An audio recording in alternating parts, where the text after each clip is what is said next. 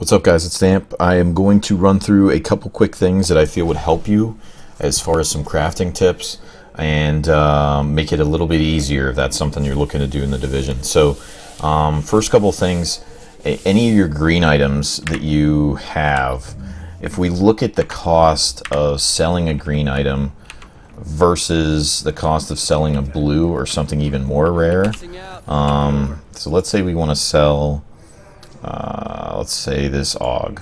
So it's a level 15. You're going to get 367 credits. Not really that good. We look at selling level 16 item. That's over 1,000. But primarily they're going to be really not that much. I mean, we have 16,000. I haven't bought one thing yet. So I'd recommend really to break everything down, and then come late game, you'll be able to craft whatever you want.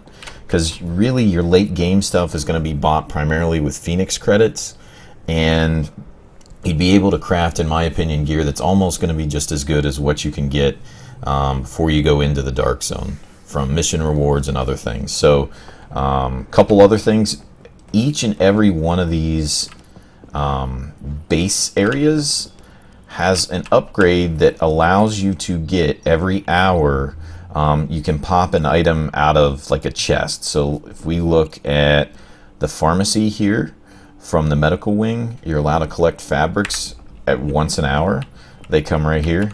You can go here and you're going to hit F and then open it up. I've just picked it up, so I don't have it right now.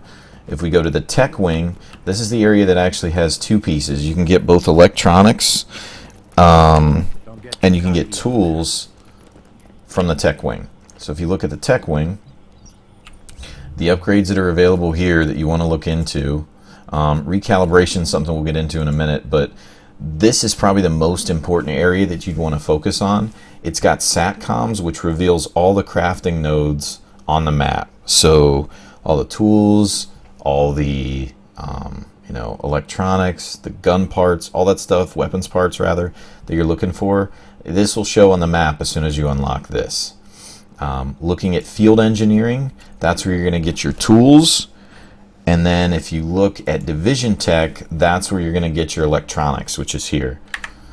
Those are things you want to probably unlock as soon as possible if crafting something you really want to get into in the game. The last one to really look at is in the security wing.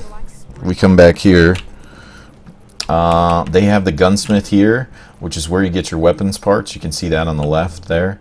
Looking at the gunsmith, you have to upgrade the armory first and then click gunsmith here, and then once an hour you're able to collect weapons parts from right here.